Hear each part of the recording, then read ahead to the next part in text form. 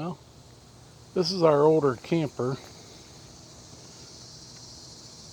Didn't come with any AC, so I built it real quick. You can see I got a dryer vent, goes up in between the canvas.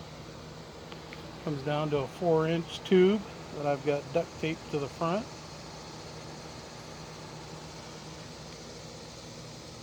Sitting on a carrier on the back of my camper.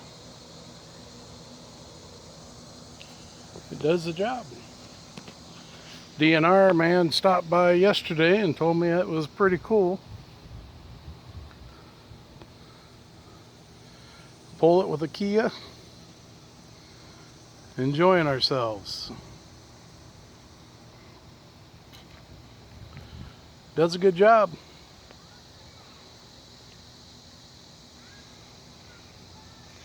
You can see in here, see across there where I've got the vent coming in, got the fan blowing it, blows it right through. Of course, I've got it off right now because it's really nice out, don't need it.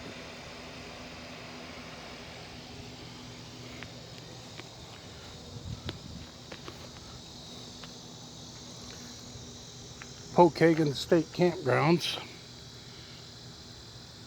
There's my wife way down there walking this way. Nice little area.